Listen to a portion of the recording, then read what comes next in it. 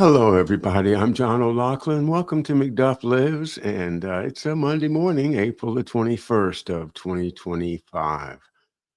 Well, our thoughts go out to Tony Chaitkin and his wife. She's in the hospital, and he is over with her, of course, and had to cancel our show for this morning, but he will be back with me soon.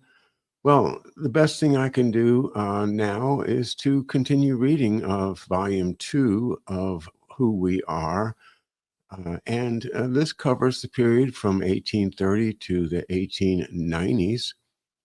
I've read two chapters, two portions of it so far, and perhaps the easiest thing for us this morning, in view of Tony's inability to be here, is to just get back to reading. And so I hope you get a lot out of this. You know, American history has been taught in a way to make us feel, well, maybe kind of proud of the founding fathers and noble of the sacrifices in the Civil War and World War I and II, and proud of our soldiers, proud of our country, and proud of our symbols and our sayings and our claims to be the home of the brave, the land of the free, and the home of the brave.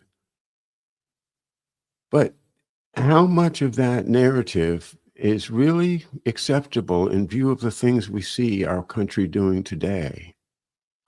In fact, I think that there's a large amount of people, perhaps even the majority of the people, that see America as a bad thing, as something that ought to be gotten rid of. And, we have people from other countries that will come here and participate in meetings aimed at doing that. We also have people in our own government who act in ways that look treasonous. And of course, we have the inexplicable mystery around the President Kennedy, Bobby Kennedy Sr., and the loss of Martin Luther King, and so many other people. And I'm going to include my father in this, because I do believe that my father was a cancercide.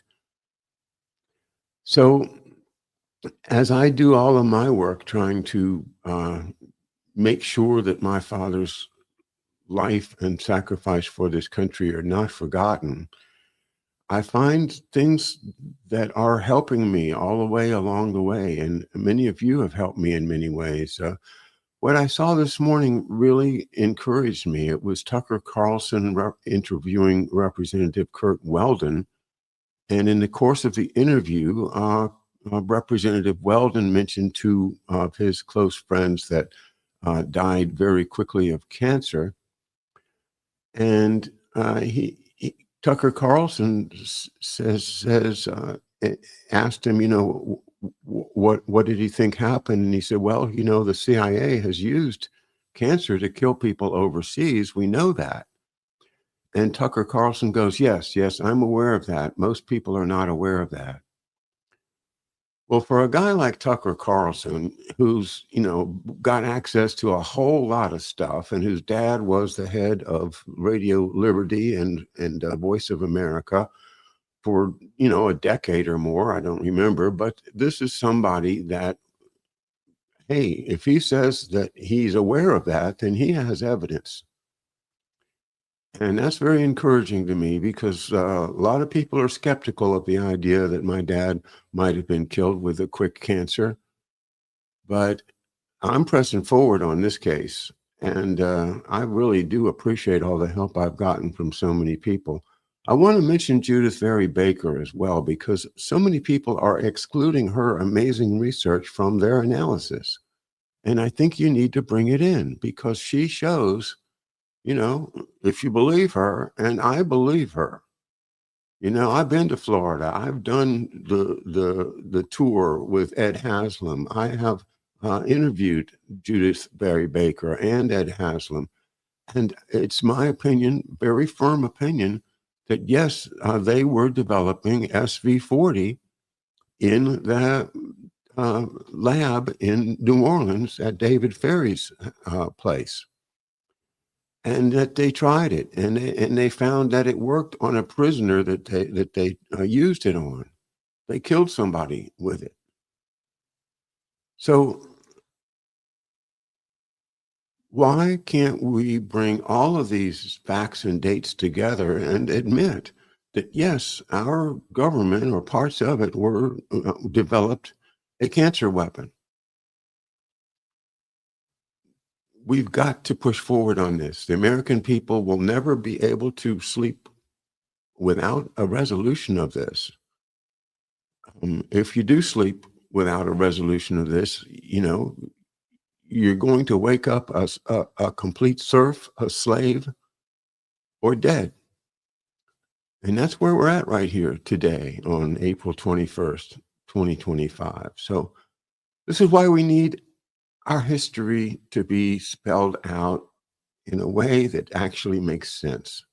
And that's what I am so happy to be reading this morning from Aton Chaitkin's great work, Who We Are, to remind us exactly who we really are, or who we want to be, who we wanted to be, who they wanted us to be, who we can be again if we apply our abilities that are given to us as humans.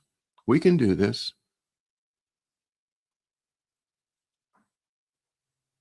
All right, let's see if I can call this text up on the screen so you can see it as I read along.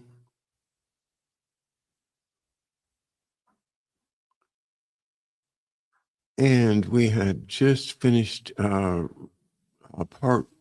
chapter 2, part 1 about the patent laws. And let's just continue from there. Number 2 is Lincoln's address to the Wisconsin Agricultural Fair. This is in 1859. Speaking at an annual farm fair in Milwaukee in the fall of 1859, Lincoln set forth the great tasks of civilization: to correct the barbaric evils of war and enslavement, crimes men commit from lack of sympathy, and to raise people to a truly human existence by allowing them to gain control over nature for their own benefit. Lincoln would be elected president a year later, and a war for national survival would be forced on the country by rebelling slave owners, a war that Lincoln had zealously tried to avoid. It was by putting into practice the philosophy expressed in this 1859 speech, that Lincoln would be able to rally the people behind his leadership. The laws enacted and the projects begun in spite of that terrible wartime conditions would demonstrate that the government aimed to sharply upgrade the productive powers of the common people and to improve their conditions of life. These American policies and actions would result in unprecedented progress for mankind and an extended era of peace between the USA and other nations. Since Lincoln proved to be so successful as an American leader, whereas recent U.S. leadership has brought on permanent war and declining conditions of life, it may be especially urgent for us today to pay close attention to the point of view Lincoln expressed in this 1859 speech. His philosophy guided America at its best, but it has been largely repudiated in our era. We ought to understand what Lincoln thought, to understand what has happened to the USA. The evils which spring from want of sympathy. The beginning of the speech, after a mild one-sentence introductory remark about agricultural fairs, is a startling denunciation of the barbarism in society that stems from, quote, want of sympathy, unquote. Agricultural fairs bring us together and thereby make us better acquainted and better friends than we otherwise would be. From the first appearance of man upon the earth down to very recent times, the words stranger and enemy were quite or almost synonymous. Long after civilized nations had defined robbery and murder as high crimes and had affixed severe punishments to them when practiced among and upon their own people respectively, it was deemed no offense but even meritorious to rob and murder and enslave strangers, whether as nations or as individuals. Even yet, this has not totally disappeared. The man of the highest moral cultivation, in spite of all which abstract principle can do, likes him whom he does know much better than him who he does not know. To correct the evils, great and small, which spring from want of sympathy and from positive enmity among strangers as nations or as individuals, is one of the highest functions of civilization. And that was Lincoln. Now back to Aton Chaitkin. How we may accomplish the urgently necessary improvement of man himself and of man's condition is the question Lincoln then explores with his audience in the body of the speech. In answering this question, Lincoln replies to the arguments of two opponents of American progress without directly naming either one: U.S. Senator James H. Hammond of South Carolina and British economist Thomas Malthus. Both of these opponent spokesmen claimed that the improvement desired by idealists is unnatural and impossible.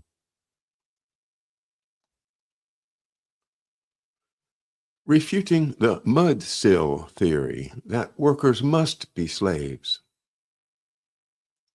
James Hammond, speaking in the Senate in 1858, had declared nominally free Northern workers to be worse enslaved than the blacks held in bondage by the South, and that in general there must always be underlings to do drudge labor. They are the, quote, mud-sill, in parentheses, foundation, of society, and they are destined to be exploited like beasts. This notion became notorious as the mud-sill theory. Lincoln explains this theory and then demolishes it. When reading what Lincoln says, we must keep in mind that Hammond's viewpoint is common to oligarchies and empires as the excuse for their crimes, that they are superior to those they rule, and that there is no moral law that they need to worry about. Isn't that great? Sounds just like it came out of Aleister Crowley. Oh, pardon me. Lincoln shows that Hammond's theory does not apply to the free northern states, where most people are independent as farmers or tradesmen or only temporarily in someone else's employ, and that the theory is not even universally true within the South. In the following passage, note that he renders a crucial moral judgment, implying a policy preference that, quote, labor is the superior, greatly the superior, of capital, unquote.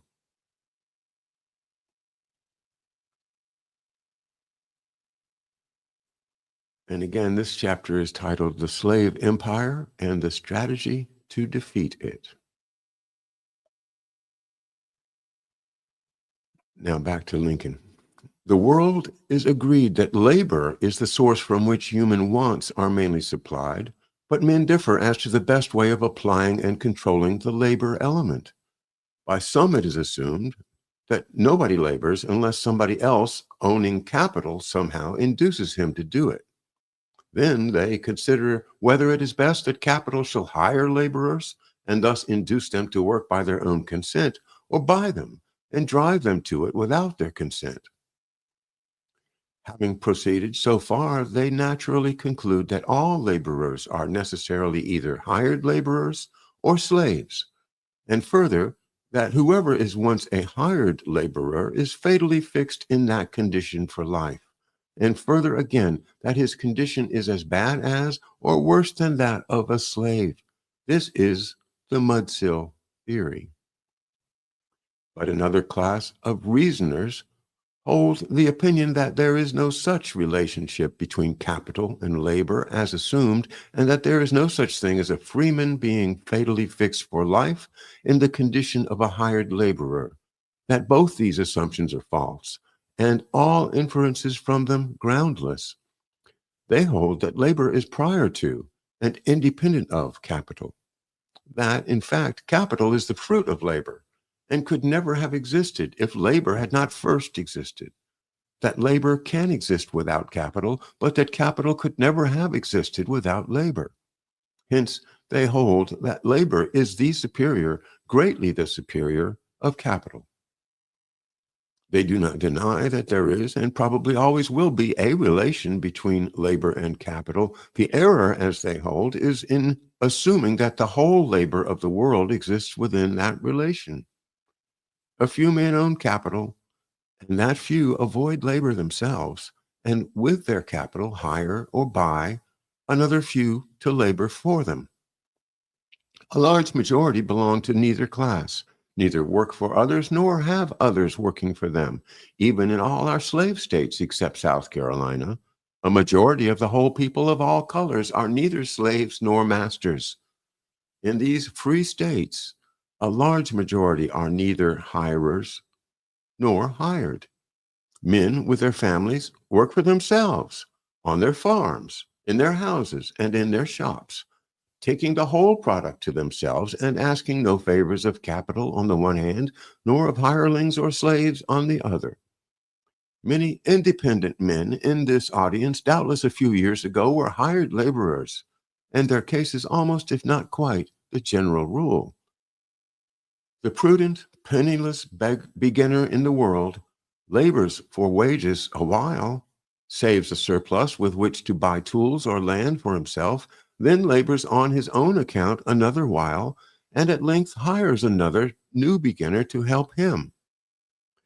This, say its advocates, is free labor, the just and generous and prosperous system which opens the way for all, gives hope to all, and energy and progress and improvement of condition to all. If any continue through life in the condition of the hired laborer, it is not the fault of the system, but because of either a dependent nature which prefers it, or improvidence, folly, or singular misfortune. All right, I have to stop there because in my lifetime, what Lincoln is saying is absolutely not the case. And that most people sign up for a job that they want to hold on to for 30 years because they want to get that pension. This is a world that did not exist with Abraham Lincoln, and they didn't want that world where you had to stay in a hireling position for 30 years. And yet, after World War II, the everything was set up so that you would want that job. You know, you would want to get that pension.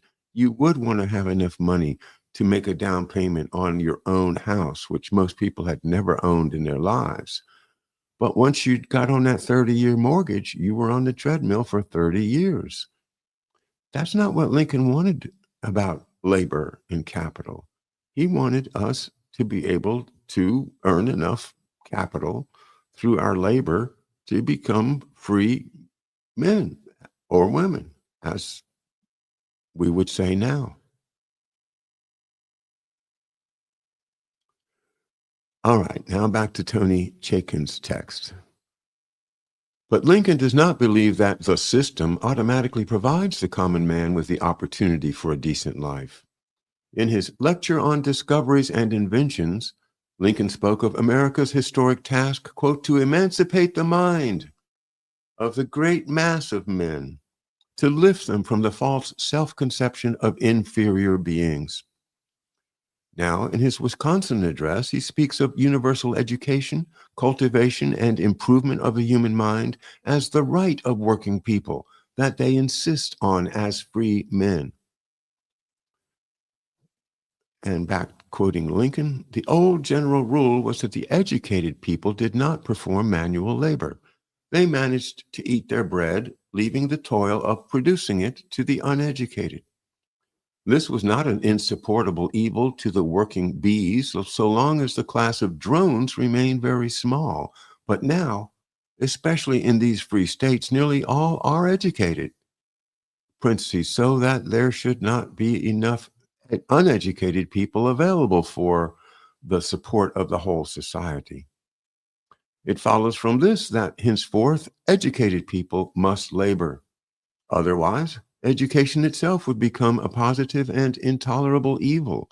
No country can sustain in idleness more than a small percentage of its numbers.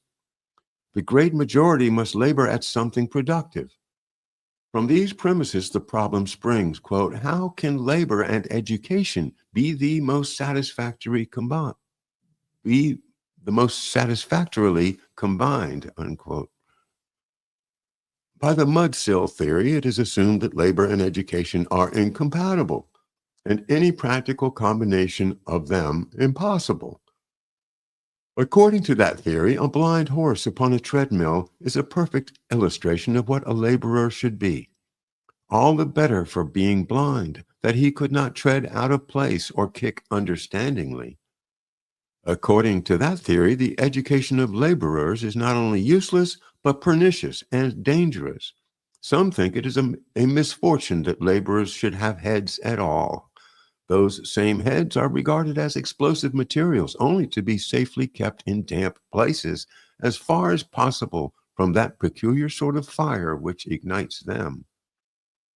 A Yankee who could invent a strong-handed man without a head would receive the everlasting gratitude of the mudsill advocates. But free labor says no.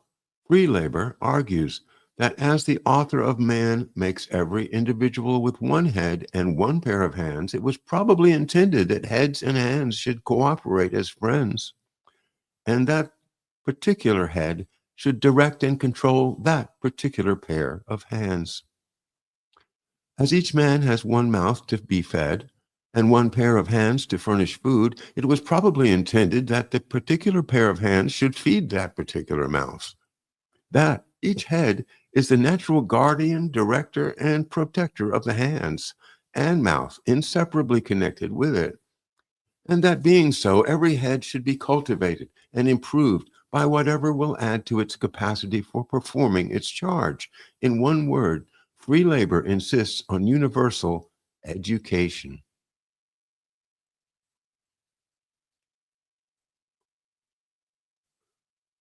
Lincoln, the arts of peace will prove Malthus wrong. British rule over the Indian subcontinent from the 18th to the 20th centuries impoverished the people and brought on famines killing tens of millions. Economist Thomas Malthus attributed this mass death to simple mathematics, that the native population was too large compared to the amount of food that could be grown on the land capable of being cultivated. This supposed general rule of overpopulation and insufficiency of natural resources takes no account of progress in agricultural production per unit of land through crop science, irrigation, farmer education, or the modernization of industry and transport. None of this necessary progress occurred under imperial rule. The British overlords instead destroyed India's textile industries by importing cheap British goods, oversaw the ruin of India's previously established irrigation, taxed peasants into desperate poverty, imposed landlords on previously independent farmers, substituted the growth of opium for food crops, and expended India's revenue and the lives of Indian soldiers in imperial wars. The Malthus theory excuses these apocalyptic crimes by claiming that nature is to blame for India's suffering.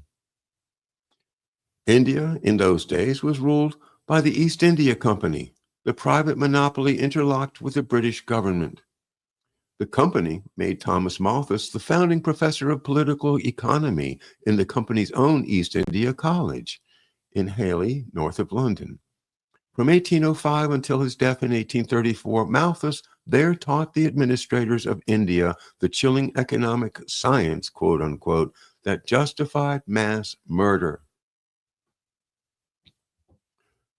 British misrule, British misrule finally exploded in the 1857 Indian troop mutiny and mass uprisings.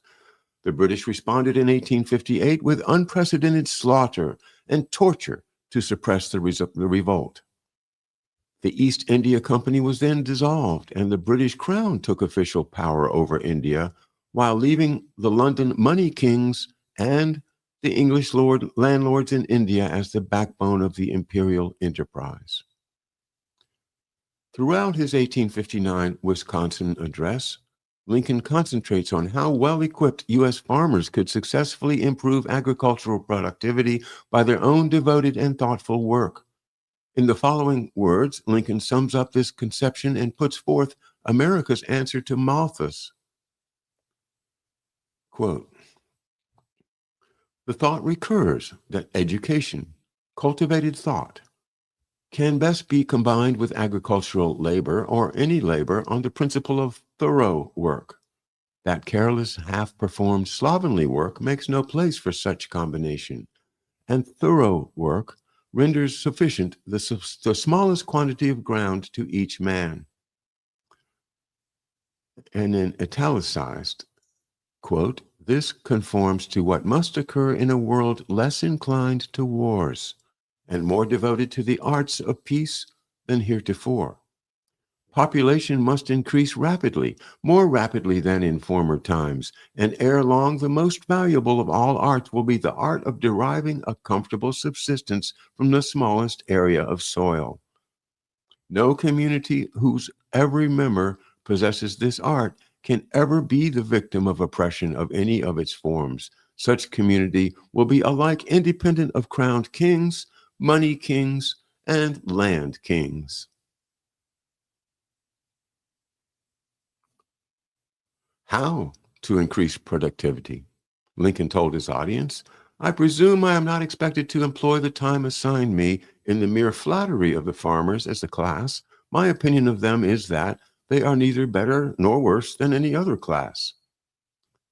He said their practices were largely unscientific and underproductive. Their land could furnish many times what they were then getting in output per acre. Thorough cultivation could push production up to a near full capacity. This would likely lead to finding the, quote, "unknown causes" or the unknown cures for those causes, which of late years have cut down our crops below their former average. It is almost certain, I think, that in the deeper plowing, analysis of soils, experiments with manures and varieties of seeds, observance of seasons, and the like, these causes would be found. He said that, quote, "book learning was a key to understanding previous discoveries and to pursuing new ones, that scientific education was essential for agricultural improvement, especially botany, chemistry, and mechanical studies." Lincoln thought the greatest development would be power-driven equipment, but he explained that steam engines with their heavy fuel and water load would be impractical for this purpose. He thus pointed the way to a type of engine that had not yet been invented. His advice in this speech holds a unique historical meaning. Soon afterward, Lincoln and his allies created the U.S. Department of Agriculture, established free college education, and organized the world's most advanced industrial and transport apparatus. Over succeeding years, the best scientific personnel staffed federal agencies, coordinated research with colleges, extended their farm advisory services into every U.S. county. The result was a miraculous increase in the scope and power of American agriculture. Pardon me.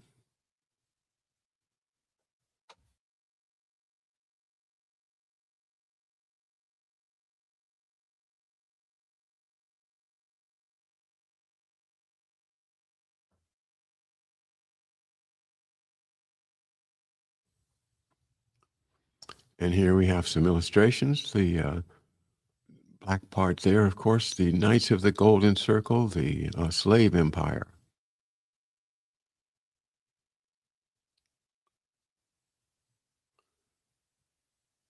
Private armies aiming to seize Cuba from Spain in 1847. Zachary Taylor arrested him and faced off against Southern Empire schemers. Taylor died suddenly after a mysterious stomach ailment. How interesting. Jefferson Davis, Southern Empire strategist and later president of the Slave Owners Confederacy. Lincoln on the elevated nature of man. Beavers build houses, but they build them in no wise differently or better now than they did 5,000 years ago. Man is not the only animal who labors, but he is the only one who improves his workmanship. This improvement he effects by discoveries and inventions. Britain forced India to produce opium and denied it modern agriculture and industry. Famines killed millions. In that illustration, the drying room in an opium factory in Patna, India, 1850. East India Company strategist Thomas Malthus claimed that overpopulation, not imperial looting, caused poverty, and that the poor should be crushed instead of having babies. If that doesn't sound like what's going on today, I don't know anything that does, guys. This is, the same fight, and Tony Chaitkin has shown it in black and white right here.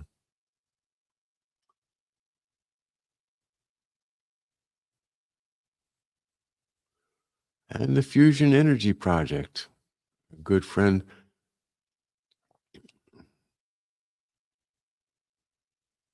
Corky is a great advocate for the fusion energy project.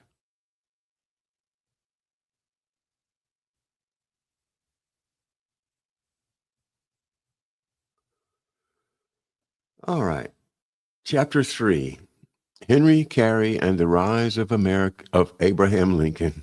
Let me try that again. Chapter 3, Henry Carey and the Rise of Abraham Lincoln. During the political crisis and civil war that followed Abraham Lincoln's 1860 election to the presidency, the United States fundamentally changed its economic policy. Federal projects and active governmental measures to induce industrial progress brought about a broad technological advance. From the 1860s to the 1880s, extraordinary developments in manufacturing, railroads, machinery, metallurgy, fuel, power, farming, and public education suddenly opened up the possibility of a high standard of living and a modern way of life. Economist Henry C. Carey was a crucial strategist for this profound shift, aiding the Lincoln administration to accomplish a transformation that Lincoln had sought for all his life.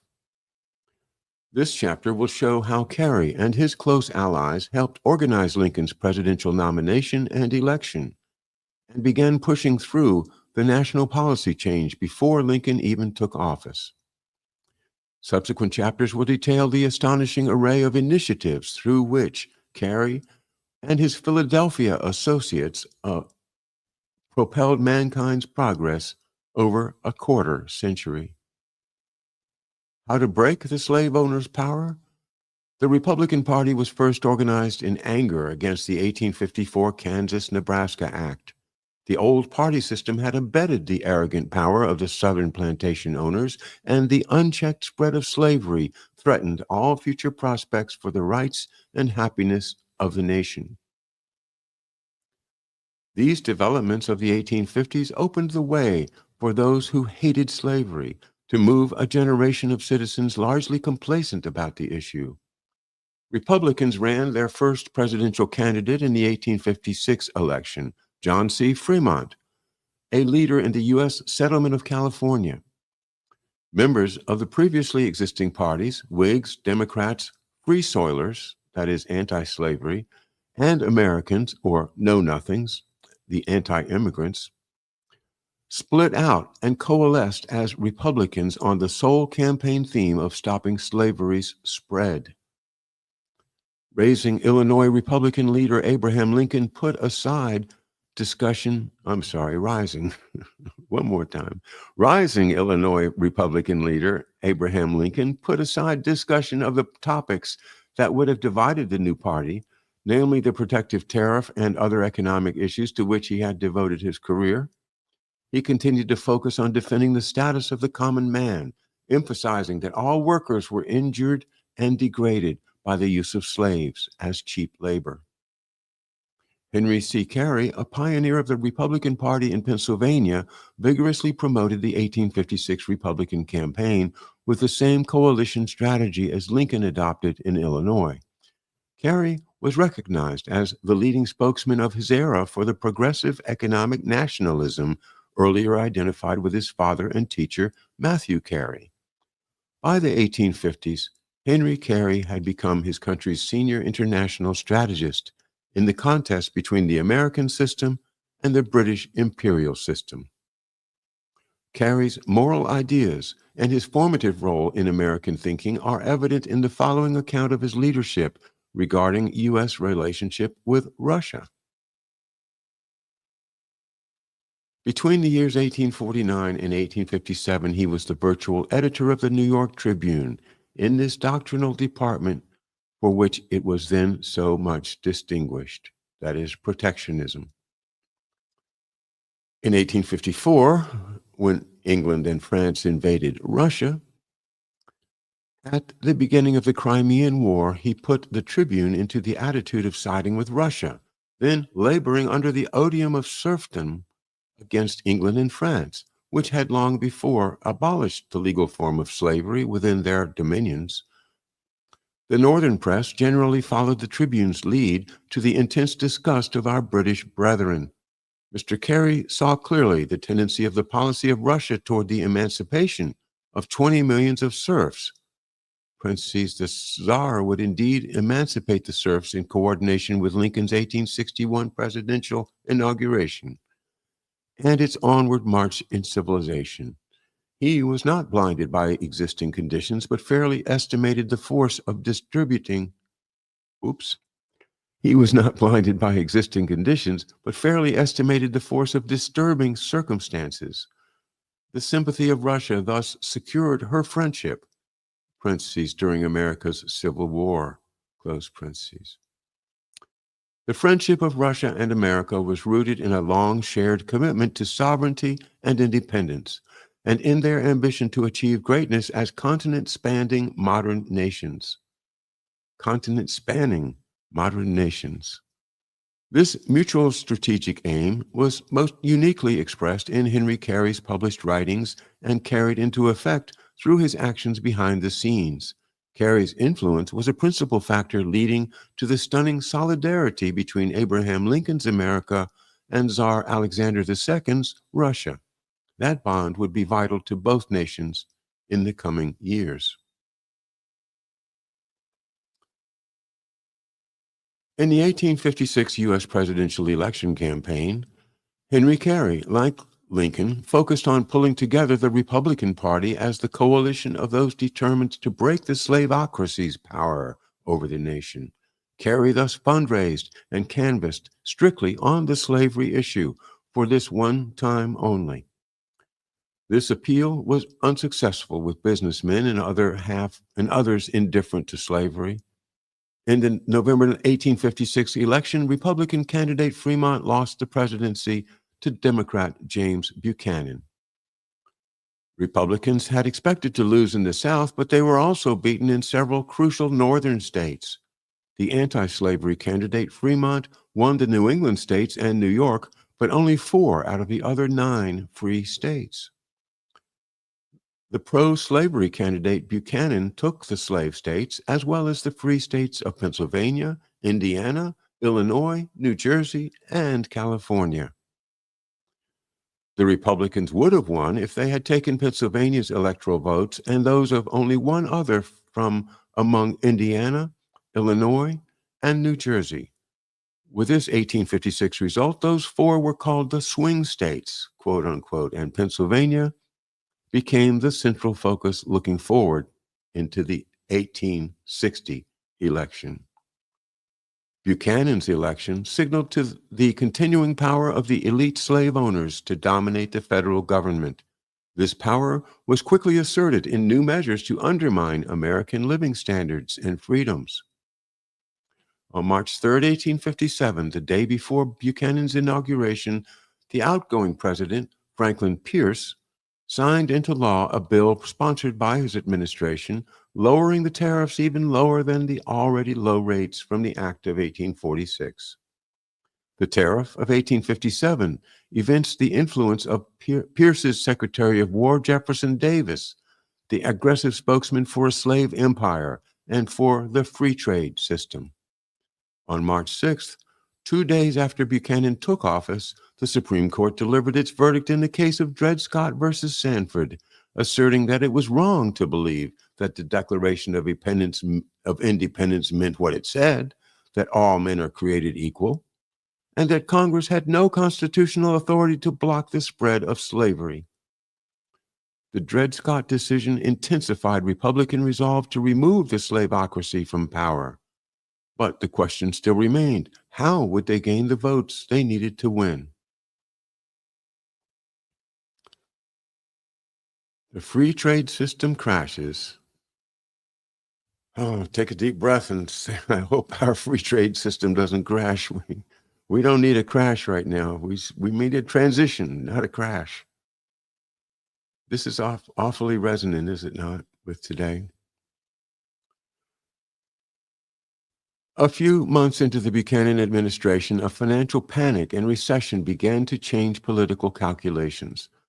The U.S. economy, under low tariffs, had been dependent upon the export of cotton and grain. Without the domestic customer base that large American urban industrial centers would have provided, these foreign crop sales had only partially paid for the immense import of manufactured goods, while the unfavorable balance of trade increased American debts. The gold, first discovered in California in 1849, mostly went to settle European accounts. Its circulation promoted speculative investments and inflation. The cheap gold supply peaked in 1852, but the speculation kept bubbling. The Bank of the United States, which would have throttled down on the speculation, had been killed off by slave owner domination of the government. Grain exports had risen sharply during the European crop failures of the 1840s and again in the Crimean War of 1854 to 56. American railroad operations and new construction projects had heavily depended on carrying crops to ports for shipment overseas. Farmers in the Great Lakes states incurred debts in expectation of ever-rising exports and grain prices. The end of the Crimean War and resumption of European self-supply suddenly closed off U.S. corn and wheat exports. Farmers couldn't pay their debts. Railroads went bankrupt. Their bonds became valueless. New York speculators tottered. N.H. Wolff and Company, New York's oldest grain marketing company, collapsed on August 11, 1857. Harper's Weekly reported on August 22nd, quote, "This year the Europeans do not want our breadstuffs. They have a surplus at home," unquote. The New York branch of the Ohio Life Insurance and Trust Company failed on August 24th. Bankers relentlessly tightened credit. In September, a ship carrying 15 tons of gold to hard-pressed New York bankers sank in a hurricane. As the 1857 panic struck and spread internationally, stocks crashed and banks suspended gold payment on their debts. Railroad failures and the credit crunch closed New England textile mills for a time, but Pennsylvania, the center of U.S. industry, was hardest hit.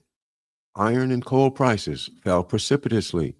Forges and mines sharply cut the wages of their labor forces. About half the state's 40,000 iron workers lost their jobs, along with 10,000 clothing makers. Carey shifts the Republicans to support of the working class. These Pennsylvania workers had generally voted for Democrats, for Jefferson, Jackson, and their successors. Acting swiftly, Henry Carey took the lead in moving the Republican Party toward an appeal to the distressed workers on their right to tariff protection to defend their living standards. On October 1st, 1857, less than a week after Philadelphia banks had suspended payments, Carey quite accurately warned the Democratic President Buchanan that unless he changed course, his administration would become known as the most calamitous in history.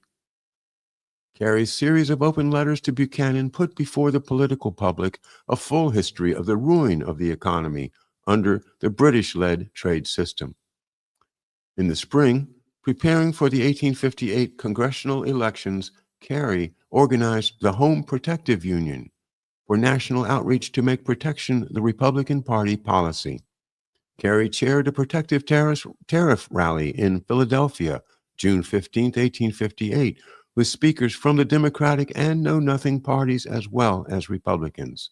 Republican Senator Jacob Collamer of Vermont told the audience that since voting laborers guided the country's destiny, quote, the policy of this government should be shaped essentially to the elevation of the masses of the people, the laboring community, an enlightened labor, an intelligent labor, unquote. Kerry wrote privately, quote, we have had a great meeting here, having for its object the re-inauguration of protection as a part of the political platform. The ultra-Republicans do not like it, and yet they will be forced to stand by it. Pennsylvania, New Jersey, Delaware, and Maryland being fully determined to have nothing to do with any party that has yet to determine between free trade and protection, unquote.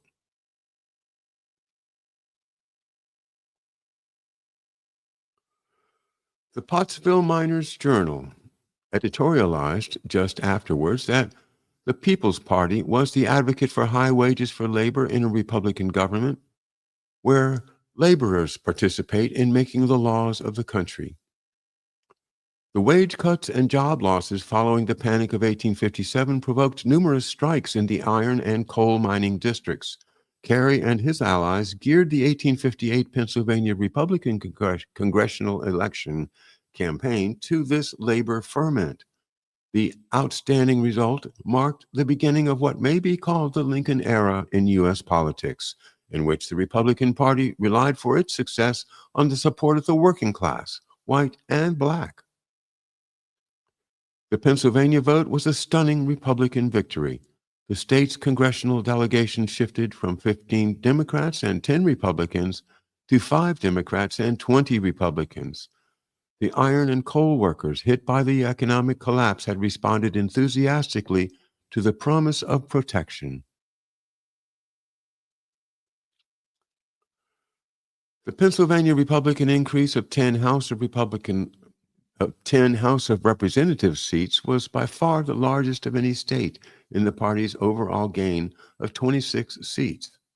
In other northern states, the party either gained very few seats, had no increase, or lost seats.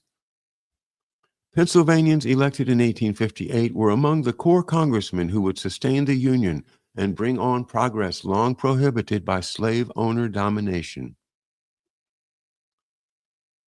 Thaddeus Stevens, an iron manufacturer and a strong protectionist, had served in Congress years earlier, but his fierce opposition to slavery and racial discrimination had lost him the backing of the fading Whig Party. Chairing the House Ways and Means Committee, he would push through vital measures for war finance and for the Lincoln-Kerry development agenda, ample national currency, protective tariffs, and curbing of Wall Street speculators. Coordinating with Lincoln, Thaddeus Stevens would be the principal manager of the Congress in its passage of the 13th Amendment to the Constitution prohibiting slavery in the United States.